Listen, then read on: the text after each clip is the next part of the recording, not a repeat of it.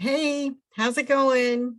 It's Tami Jersey Roberts. If you don't know me, functional nutrition counselor. Let me take off my glasses. Um, Today we're going to talk about blood sugar and how they affect your hormones. This is a big deal. Blood sugar is what flicks the switch to turn your hormones off or on, depending if your blood sugar is too high or too low. When it's balanced, your hormones tend to be in balance too. So I'm gonna share my screen. Let's just get right into it. How blood sugar affects hormone balance. Welcome everyone. Thanks for tuning in. If you're watching the replay, drop hashtag replay in the comments.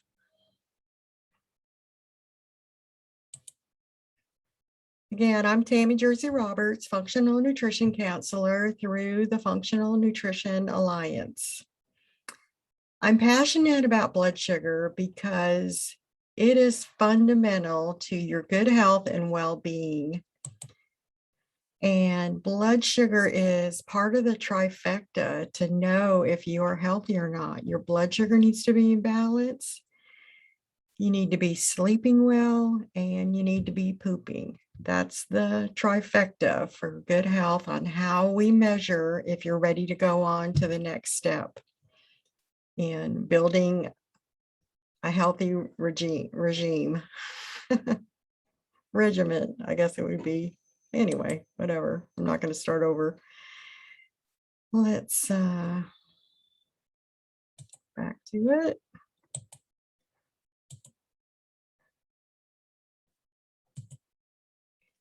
So this talk is for you if you want to balance your hormones and feel great. There's so many people right now that they go for hormone replacement therapy, especially women. Once they hit about age 45, 50, they start looking at bioidentical hormone replacement therapies. And yes, I believe they do help. They helped me a lot, but underneath all of that is blood sugar balance. And so the hormone replacement therapies are much more effective if your blood sugar is in balance. This talk is for you if you want endless energy so you can thrive and do the things you love. If you want to have a better sex drive and feel young, and you want to have healthy blood sugar control and manage your weight. That's the big one that I focus on. Working with women who have out of control blood sugars and they want to lose weight. I've got some folks now that they are in the range where their blood sugar seems managed, but they're not losing weight. So there are blocks there, and I'm specialized in helping to uncover those blocks and remove them, help you remove them. So symptoms of imbalanced blood sugar. If you have crazy energy highs and lows throughout the day, like your moods just go up and down. If you have uncontrollable cravings for carbs and sugars, it's not your fault. And it's pretty much impossible to control those cravings until you control your blood sugar, because that imbalance is what is causing those cravings. If you feel hungry even after you eat, or if you feel hangry in between meals, if you have difficulty getting to sleep or staying asleep all night, mood swings. That's kind of what I talked about earlier, like your moods go in and out, and 1 minute, you can go from 0 to BITCH in 30 seconds or less. And if you have excess weight, especially belly fat, it's a definite sign of imbalanced blood sugar. Move my little picture down here. So symptoms that your blood sugar is balanced: you have stable energy throughout the whole day. You have very little food cravings. You have normal hunger levels, and you know when you're hungry and you know when you're full. You're sleeping well and you wake up in the morning refreshed, rejuvenated. You have stable moods and you have less belly fat. So 3 ways the blood sugar affects your hormones. I'm only going to talk about 3. There are many. These are the 3 main ones that you can notice right away. Insulin is a hormone that's released from your pancreas and other places. So when your blood sugar goes up, your body releases insulin in response. Insulin is a powerful top-tier hormone. When insulin is not stable, it has a downstream effect on your lower tier hormones, such as estrogens, progesterone, and testosterone. For this reason, it's nearly impossible to have balanced hormones. And yes, this is true for men as well. Hello, low testosterone and low sex drive.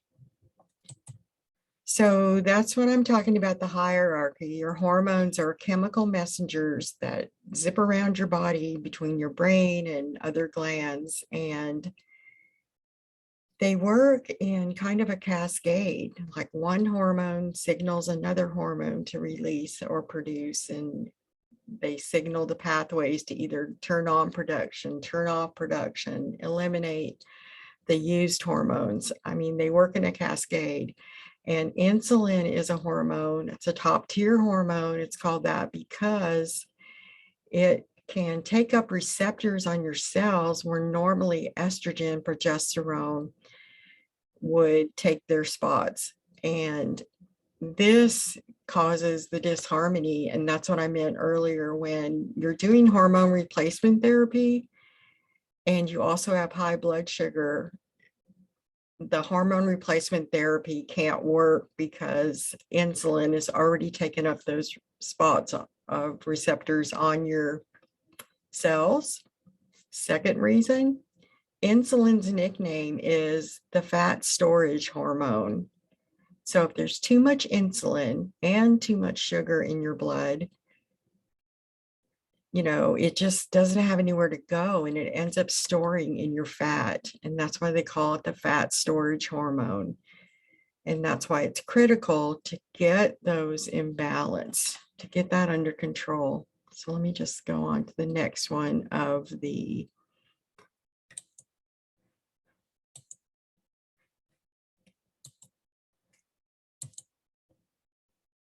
next hormone is the cortisol.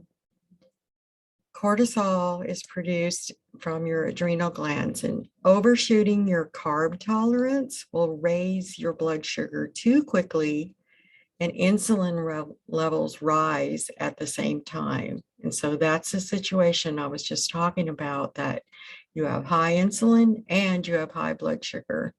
Within an hour or so, you crash and you crave even more carbs and sugar.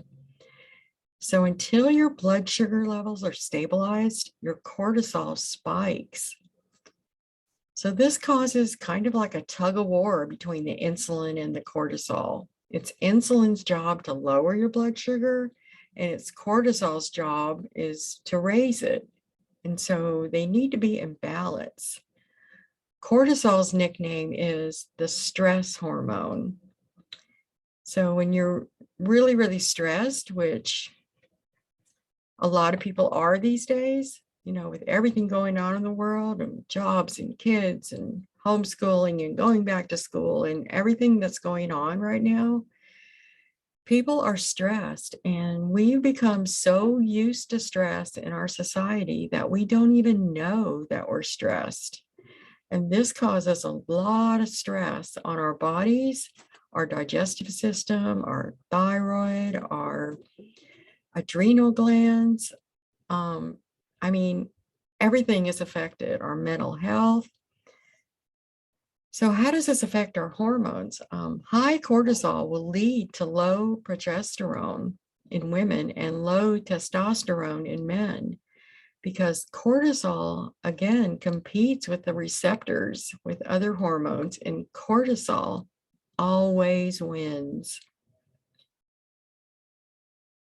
Let me talk about one more first, and then I got an example for you.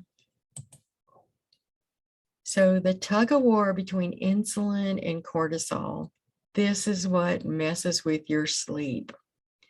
These two hormones affect how well or not that you sleep. If your blood sugar is high after dinner, cortisol can make it difficult to fall asleep, insomnia. In this scenario, you either can't power down, your mind just keeps going, or you lay there for hours just trying to fall asleep. And then on the flip side, if your blood sugar is too low and you don't have an adequate cortisol reserves or good cortisol response to restore balance, you may wake up in the middle of the night and find it difficult to go back to sleep. And this is the tug of war too that's going on. If you find that your blood sugar is spiking in the middle of the night, which I know there are some people this happens to, it's because for some reason your cortisol spiked in the middle of the night. And I'm going to give you some ideas on what you can do about that. But the other thing is the lack of sleep. If you don't get enough sleep, it pushes these two hormones further out of balance, causing a vicious cycle. And boy, don't I know it. I worked third shift for years and years, and this turned into a big deal. And, you know, the inevitable is hormone chaos. And like I said, I worked third shift and swing shift for years and years. And so I was up all night and then sleeping in the daytime. Well, cortisol runs with your circadian rhythm, which is the cycle of day to night where you're supposed to be sleeping at night. And so when people are in the healing mode, I definitely recommend that they go to bed a couple hours after the sun goes down. So in the summertime, that's a little bit later. Maybe sometime between 9 and 10 p.m., be in bed. Make your room super dark, no electronics, no lights, make it super dark in there, and sleep for 7 to 8 hours. And some people think this sounds ridiculous. They don't think they need that much sleep. But if you want to break that cycle, the vicious cycle of the battle between cortisol and insulin, then yes, you need to be in a dark room from 9 or 10 at night until 6, 7 in the morning. And, you know, if you have to get up earlier than that from work, then you go to bed earlier. Just make sure you're getting 7 to 8 hours. Because if you don't get enough sleep, that tug of war is going to keep going on, and it's going to make it super difficult to lose weight. Because like I said, cortisol and insulin are working against you when it comes to weight loss. And so you've got to get those under control. Let me show you one more thing about the cortisol.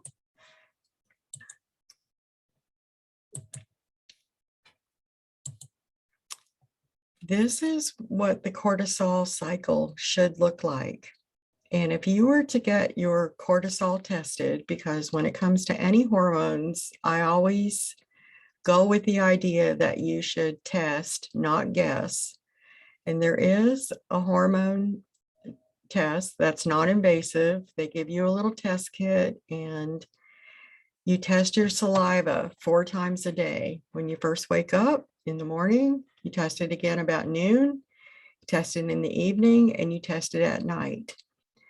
And your cortisol should look like a ski slope, just like this. It's high in the morning, so you wake up with a lot of energy and you're ready to go, refreshed. And as the day goes on, it gradually goes down. And then 9, 10 o'clock at night is when it's at its lowest, and that's the best time to go to bed.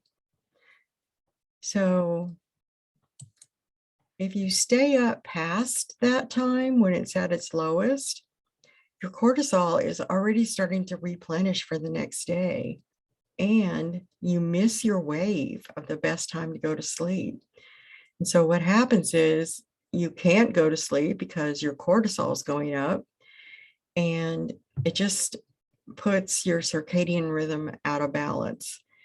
So the other thing to do that really helps is to make sure that you get outside every day. Get in the sunshine. That helps you produce your vitamin D, which helps produce the hormone melatonin.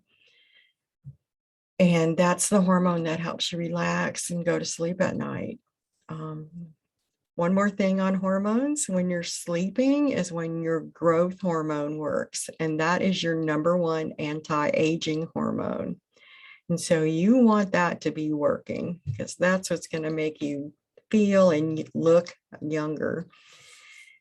Always want that growth hormone to be working, and it also helps you lose weight when you've got that growth hormone working at night. So you've got to get your beauty sleep. That's why it's called beauty sleep, because your growth hormone is making you beautiful again. So let's see here. Got anything else? If you do have any questions about any of this, just definitely let me know, because I'll be happy to answer anything that I can, or I'll find out. So again, the importance of blood sugar. One of the ways that you stabilize blood sugar is by eating the right foods. Low glycemic load foods, low carb foods. But, you know, again, there's a balance in that. So you stabilize for your key hormone balance, but, you know, you just want to be feeling your best each day. When your diet is mostly composed of carbs and sugar, it can lead to blood sugar and cortisol swings that show up in your day-to-day life, such as cravings for carbs and caffeine, energy and mood swings, low sex drive, and weight gain. If lack of sleep also does this, if you have a night where you can't sleep, almost guaranteed the next day you're going to crave carbs and sugar. That's just how those hormones work. And it's almost out of your control as far as the cravings go. You think you don't have any willpower, but it's not willpower, it's your hormones. So please, please make sure that you're getting enough sleep. Another thing that you can do to help your cortisol stay in balance before you go to bed. Cortisol is produced from the adrenal glands. So to give your adrenal glands some support, I highly recommend that you try some herbal tea in the evening that's got some what are called adaptogens, which would be tea. Like Yogi has a tea that is called bedtime, and it's got ashwagandha, rhodiola, schizandra, and I think there's some Siberian ginseng in there, but they're all adaptogens that support your adrenal glands and get them to rest so that they're not pumping cortisol all the time. And I definitely recommend that when you are eating, slow down, look at your food, pray over your food, be grateful for your food, smell your food, look at your food, and take your time, do some deep breaths before you eat. Make sure your vagus nerve is activated. You want to be in what's called the rest and digest mode. And this is where your body is relaxed. If you are eating in a stress mode, which a lot of us are most of the time these days. If you're in a rush and you're driving and you're running around and you're just stuffing food in your mouth, you are not in your rest and digest mode. You're in fight or flight. And when you're in fight or flight, your digestive system doesn't move food through it. It just basically freezes. And this causes all kinds of digestive issues. You know, the food just doesn't, your digestive system just doesn't work right. And your circulatory system, your breathing system, your lungs, your respiratory system, your circulatory system, you need to be in rest and digest mode, relaxed. And part of the way to do that, you can take essential oils and rub them right here. And you can actually hear my voice just kind of slowing down right now. But I've got all kinds of breathing techniques, and maybe drop a comment about your favorite way to just get yourself in the relax mode. I know there's a lot of essential oils that people use from a variety of companies, but I really like the calm, I think it's called Peaceful and Calm, and the sleep ones, the lavender ones. I use a lot of different blends, but they're just a wonderful way to, you know, just keep them diffusing in your home. And I want to say one more thing. I use an app called Welltory. It's Welltory. It's an app I have on my iPhone. And when you open the app up, it's free. They have a free and a paid version. I have the free version at this moment. You just hold your finger on the light for about, I don't know, a minute or so, I guess. Close your eyes and just breathe.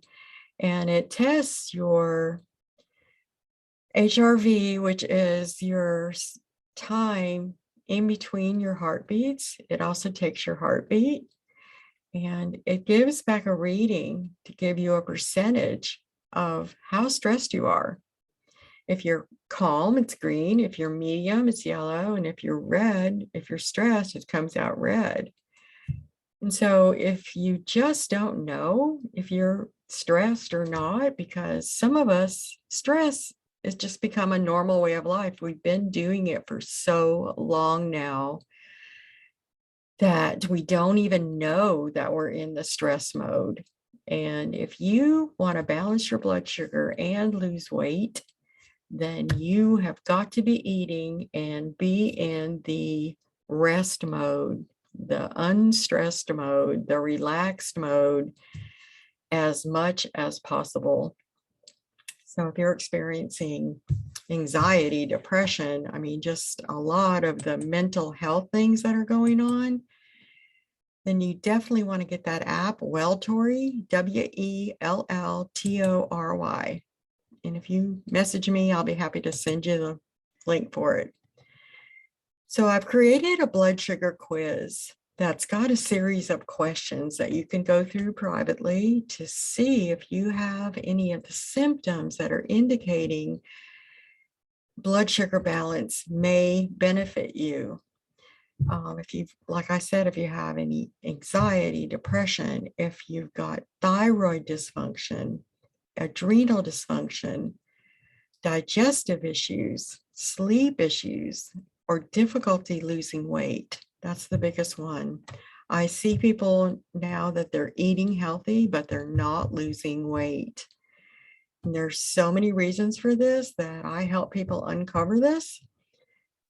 But, you know, one of the first steps that you can do is take this blood sugar mastery quiz. It's got about 25 questions. It'll take you about a minute or so just to check off which ones you have and add up your number. And then I will, you know, I'd be happy to talk to you about it if you want, or, you know, you can just talk to your doctor about it too. But one thing, you know, just drop a veggie emoji in the comments and I'll DM you the link to download the quiz. Just drop a veggie emoji in the comments if you want the quiz. And I just want to say briefly that, yes, I am not a doctor. I don't diagnose, treat, or do anything like that. I'm a functional nutrition counselor. And I work with doctors because most doctors, have a heart and they do want you to get well. However, they have been trained in the medical industry to look at chronic illnesses such as diabetes and autoimmune disorders and other things. They've been trained in a philosophy that looks at people, that they almost have this little guide that says, what symptoms do they have? Oh, they need this medication. They need this medication. They need this medication. Well, the medications don't actually reverse anything. That's something that you have to take control of, because doctors are not trained in how to do that. Now, they are trained in, giving you pharmaceuticals and training you. And don't get me wrong, I don't have anything against doctors. I love all the ones that I've worked with, except for one that told me I'd never get off my diabetic medication. And I just thought I would spend my life proving that was wrong, because now I've been off of them now for 3 years. I've been off all my medications for 1 year, the high blood pressure stuff and all of that. So, and my doctor that I have now, my new doctor, she just thinks that's wonderful, and she doesn't know how I did it, but she's like, just keep on doing what you're doing, Tami. So anyway, that kind of goes back to my story that it was my chiropractor that had the guts to look me in the eye and say, Tami, diabetes is a symptom of your lifestyle, and you can change the path you're on. And it was my wake-up call. She woke me up. I was like, really? Because my doctor had told me I would be on medications for the rest of my life. And you probably know diabetes is a progressive disease. It leads to other things. And so now I look at it like it's a warning sign. It's a warning sign. Wake up and take control of your health. And if you need help doing that, I'd be happy to help you. I work with women who have been diagnosed or not with type 2 or pre-diabetes, and they want to lose weight.